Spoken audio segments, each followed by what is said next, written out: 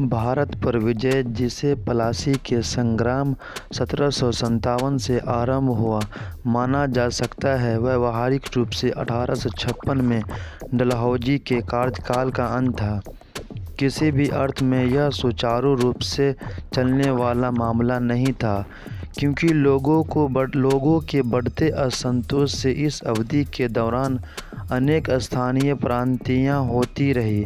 यद्यपि 1857 का विद्रोह, जो मेरठ में सैन्य कर्मियों की बगावत से शुरू हुआ, जल्दी ही आगे फैल गया और इससे ब्रिटिश शासन को एक गंभीर चुनौती मिली। जबकि ब्रिटिश शासन के इसे 1 वर्ष के अंदर ही दबाने में सफल रहा। यह निश्चित रूप से एक ऐसी लोकप्रिय क्रांति थी जिसमें भारतीय शासक, जनसमूह और नागरिक सेना शामिल थी, जिसने इतने उत्साह से इसमें भाग लिया कि इसे भारतीय स्वतंत्रता का पहला संग्राम कहा जा सकता है। ब्रिटिश द्वारा जमींदारी प्रथा को शुरू करना, जिसमें मजदूरों को भारी करों के दबाव से कुचल डाला गया था, इससे ज़मीन के मालिकों का एक नया वर्ग बना। दस्तकारों को ब्रिटिश निर्मित वस्तुओं के आगमन से नष्ट कर दिया गया। धर्म और जाति प्रथा, जिसने पारंपरिक भारतीय समाज की सुदृढ़ नींव बनाई थी, अब ब्रिटिश प्रशासन के कारण खतरे में थी। भारतीय सैनिक और साथ ही प्रशासन में कार्यरत नागरिक वरिष्ठ पदों पर पदोन्नत नहीं किए गए, क्योंकि ये यूरोपियन लोगों के लिए आरक्षित थे।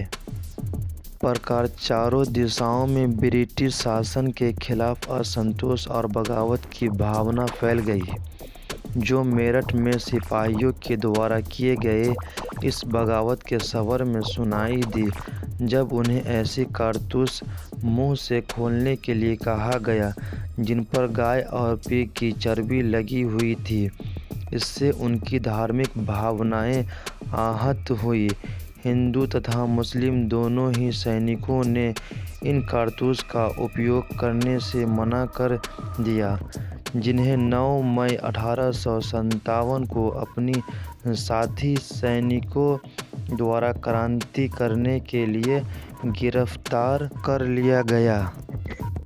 बगावती सेना ने जल्दी ही दिल्ली पर कब्जा कर लिया और यह क्रांति एक बड़े क्षेत्र में फैल गई और देश के लगभग सभी भागों में इसे हाथों हाथ लिया गया। इससे भयानक युद्ध दिल्ली, अवध, रोहिलखंड, बुंदेलखंड, इलाहाबाद, आगरा, मेरठ और पश्चिमी बिहार में लड़ा गया।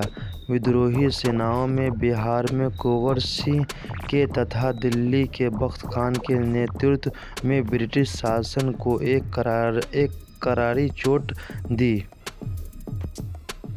कानपुर में नाना साहब ने पेशावर के रूप में उद्घोषणा की और तात्या टोपे ने उनकी सेनाओं का नेतृत्व किया, जो एक निर्भीक नेता थे। झांसी की रानी लक्ष्मीबाई ने ब्रिटिश के साथ एक शानदार युद्ध लड़ा और अपनी सेनाओं का नेतृत्व किया।